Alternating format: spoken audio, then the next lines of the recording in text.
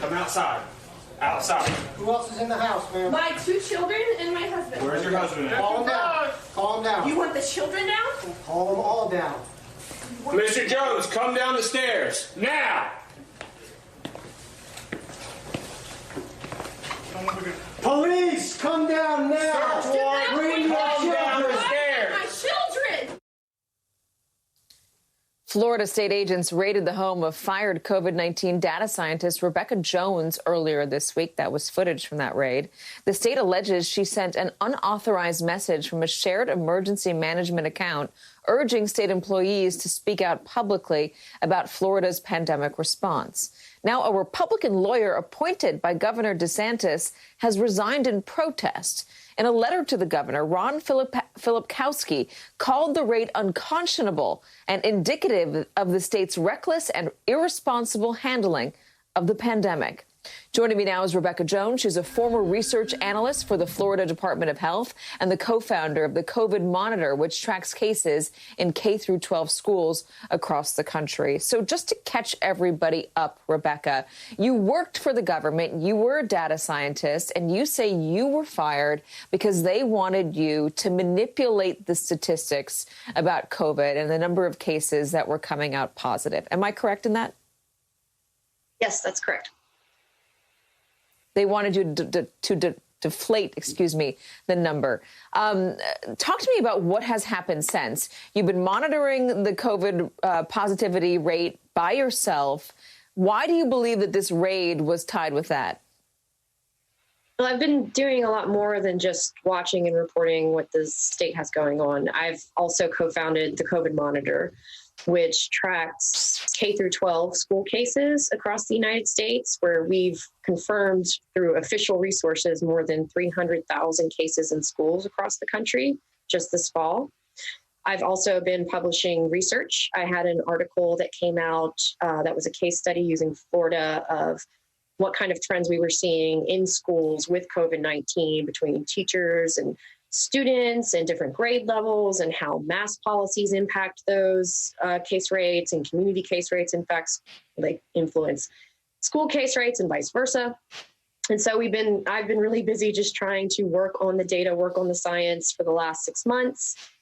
And while filing my whistleblower complaint, I always knew it was a possibility that one day DeSantis would come after me.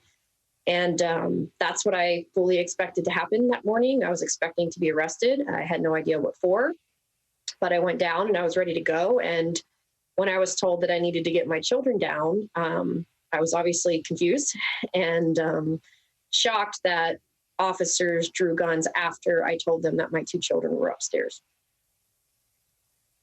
Why do you think you were a target for tracking the information on your own and posting it publicly?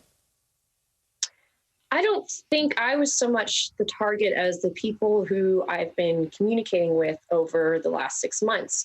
People in multiple administrations or agencies across the state who have come to me in confidence, knowing what happened to me and wanting to get information out, wanting to tell me what was going on within the state government now that I was no longer there.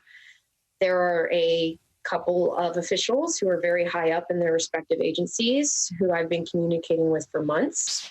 And those communications are on my phone, which the police seized and took with them.